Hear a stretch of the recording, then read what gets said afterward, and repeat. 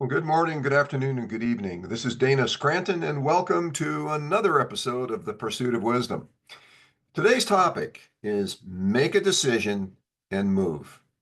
Now, what prompted this topic?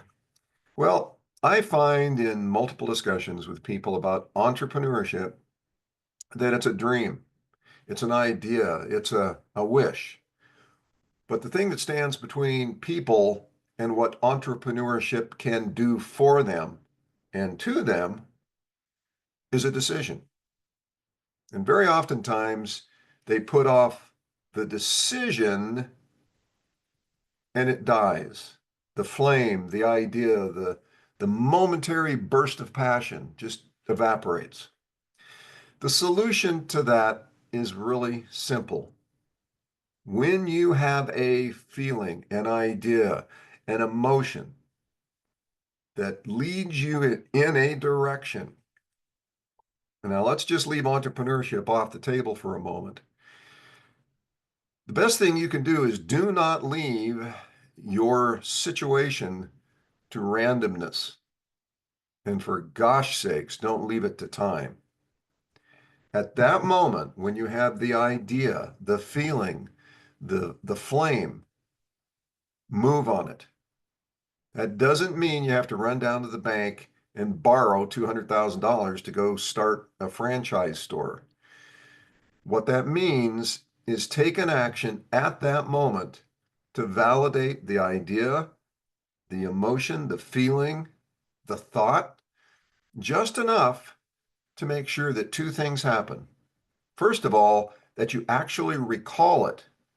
And second of all, to determine its future viability. And when I say future, I'm not talking years, I'm talking minutes. Okay. This is one of the keys to how many entrepreneurs have succeeded. When they get an idea, they act on it right there and then. And by acting on it, it doesn't mean, like I say, going out and borrowing money and hiring people and getting a patent and doing all the things that people associate with entrepreneurial success. The first step in entrepreneurial success is moving on your thoughts, your ideas, that gut feeling. And moving on it begins in your mind. You can, at that moment, take the idea and run it through your mind in a movie. What if I did that? What would it look like in that moment? Now, that's important. Also important, as I said initially, is capturing the idea right there and then. Because how many times have you had an idea or a thought and it's gone just like that? Why? Because you're distracted, you're off on something else. When you have an idea or a thought, you have to train yourself to stop right there and then, embrace that idea, thought, or feeling, and do something with it right there and then. That locks it in. That takes advantage of the subconscious activity that's going on that led you to that thought. Now, sometimes you're in a shopping mall, you're driving down a street, or you're on vacation and you're on a cruise ship, and you get this feeling that there's something more that you deserve. You look at a beach, a shoreline, and you see the houses there, and you get this feeling that I should have that. That's not greed speaking. That's your subconscious mind saying, while you may not be able to buy that $5 million house on the beach, what you can do is to elevate your situation to a much higher level. That's what your subconscious mind is trying to tell you. It's launching you into an emotional engagement based on a symbol. The symbol is that house, or the symbol is a car, or the symbol is a watch, whatever it is that triggers you to all of a sudden have a feeling that you need to be doing something, or the feeling, wouldn't it be nice?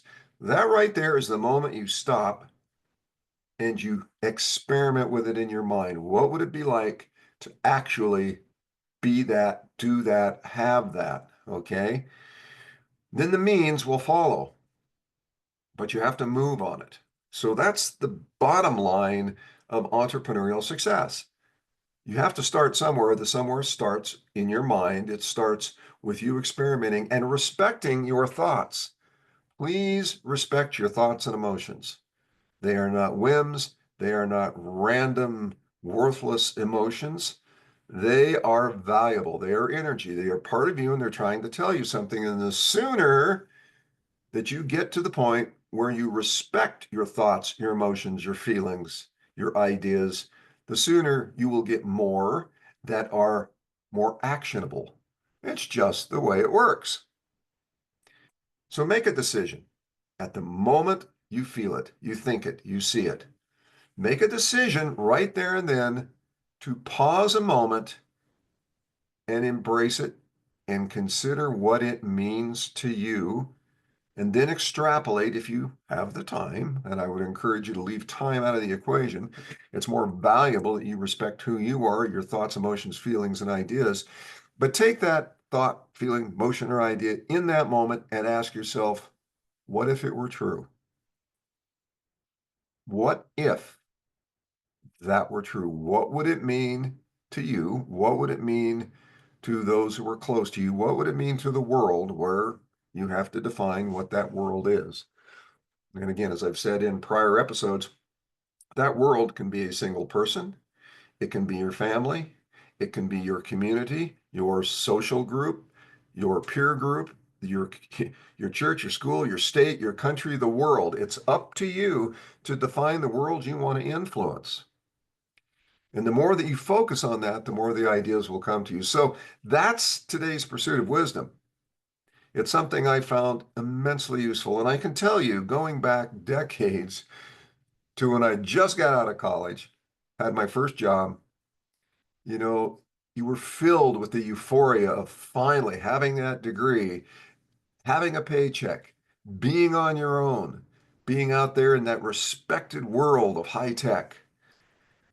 And if I'd have acted on the ideas that popped into my mind after being exposed to the real world,